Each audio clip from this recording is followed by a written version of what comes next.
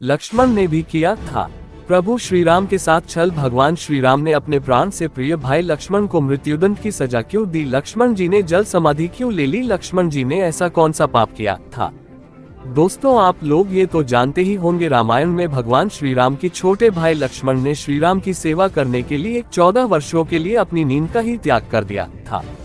लेकिन लक्ष्मण से जुड़ा एक रहस्य ऐसा भी है, जिस रहस्य को स्वयं श्री राम भी नहीं जानते थे। मित्रों, भगवान श्री राम के 3 भाई थे। तीनों भाइयों में श्री राम के सबसे प्रिय थे लक्ष्मण। लक्ष्मण भी श्री राम का बहुत आदर करते थे।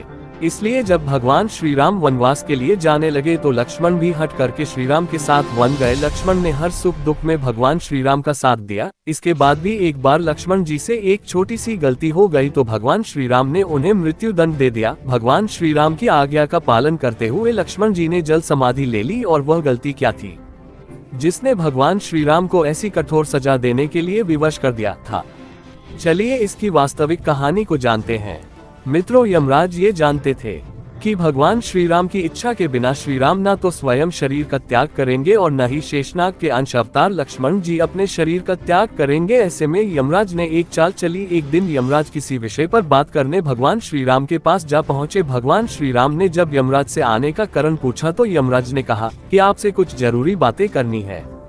भगवान श्री राम यमराज को अपने कक्ष में ले गए। यमराज ने कहा कि मैं चाहता हूँ कि जब तक मेरी और आपकी बात हो उस बीच कोई इस कक्ष में नहीं आए। यमराज ने अपनी बात को आगे बढ़ते हुए कहा कि अगर कोई बीच में आ जाता है तो आप उसे मृत्यु दंड देंगे, ऐसा आपको वचन देना होगा। भगवान श्री राम ने यमराज की बात मान ली। इसलिए उन्होंने लक्ष्मण जी को बाहर पहरे पर बैठा दिया और कहा कि जब तक यमराज मेरे कक्ष में है कोई भी अंदर नहीं आए, नहीं तो मुझे उसे मृत्यु दंड देना पड़ेगा।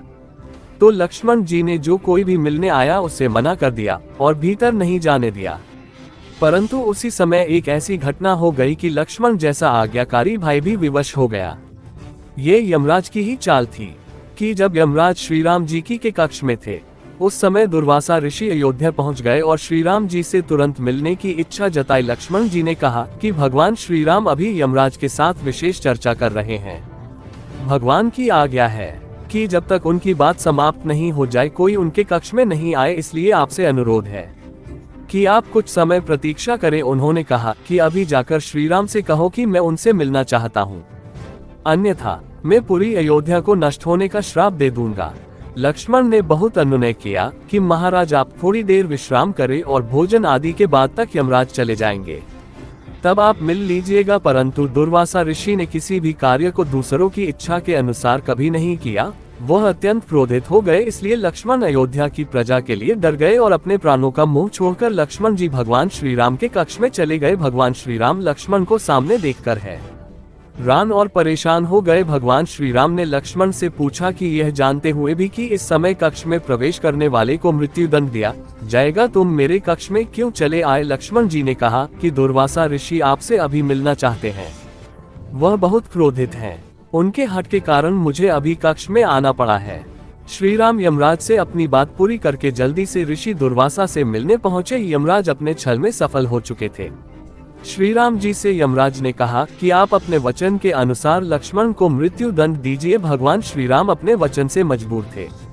श्री राम जी सोच में थे कि अपने प्राणों से प्रिय भाई को कैसे मृत्यु दंड दिया जाए। श्री राम ने अपने गुरु वशिष्ठ जी से इस विषय में बात की तो गुरु ने बताया कि अपनों का त्याग मृत्यु दंड के समान ही होता है, इसलिए आप लक्ष्मण को अपने से दूर कर दीजिए, यह उनके लिए मृत्यु दंड के बराबर ही सजा होगी। जब श्री राम जी ने लक्ष्मण को अपने से दूर जाने के लिए कहा तो लक्ष्मण जी ने कहा कि आपसे दूर जाकर तो मैं यूं भी मर जाऊंगा, इसलिए अब मेरे लिए उचित है कि मैं आपके वचन की लौज रखूं। लक्ष्मण जी भगवान श्री राम को प्रणाम करके राजमहल से चल पड़े और सरयू नदी में जाकर जल समाधि ले ली।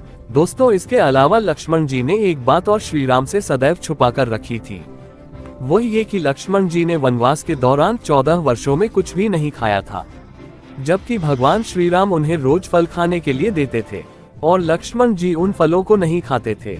और इस रहस्य से पर्दा तब उठा जब भगवान श्री राम लंका जीतकर अयोध्या वापस आए थे और गुरु वशिष्ठ जब अयोध्या आए तो सभा में लंका विजय की कहानी सुनाई जा रही थी और सभी लोग भगवान श्री राम के गुणगान का बखान कर रहे थे।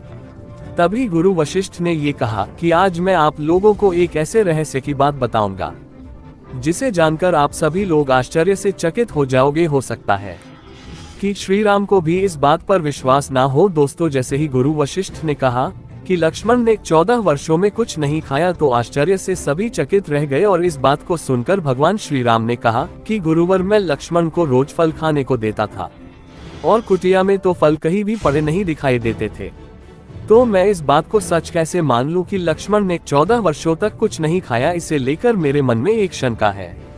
तभी गुरु वशिष्ठ ने कहा, इस शंका का समाधान लक्ष्मण ही कर सकते हैं। तभी गुरु वशिष्ठ ने लक्ष्मण से पूछा कि हे लक्ष्मण, अपने इस रहस्य को श्री राम को बताओ। अब गुरु की बात तो लक्ष्मण जी काट नहीं सकते थे, तो गुरु वशिष्ठ की बात सुनकर लक्ष्मण बोले, भैया, आप जो भी मुझे खाने के लिए फल देते थे, मैं उसे खाने को अपनी शक्ति के द्वारा सीधा अयोध्या भेज देता था। तो इस बात को सुनकर भगवान श्री राम बोले, तो क्या वह खाना आज भी यहाँ मौजूद है? इस बात को सुनकर लक्ष्मण जी बोले, आप मेरे साथ चलिए, मैं वहाँ आपको लेकर चलता हूँ, जहाँ मैंने 14 वर्षों से यह खाना इकट्ठा करके रखा है। जब श्री राम उसे जगह पहुँचे जहाँ लक्ष्मण ने खाना रखा था, तो उसे देखकर भगवान श्री राम एकदम से आश्चर्यचकित हो गए। वहाँ खाने का ढेर लगा हुआ था और उन्होंने जब उनकी गिनती की तो 14 साल के हिसाब से उसमें 4 दोने कम निकले। भगवान श्री राम ने लक्ष्मण से कहा कि भाई, 4 दोने कहाँ गए, या 4 दिनों का खाना आपने खाया है? तो लक्ष्मण ने जवाब दिया कि भैया, आप मुझे जो 4 दिनों के खाने के बारे में जो प्रश्न आप मुझे पूछ रहे हैं, जब हम लोगों ने वन के लिए प्रस्थान किया था, तो इस दिन आपने कुछ नहीं खाया और न ही उसी दिन मुझे कुछ खाने को दिया।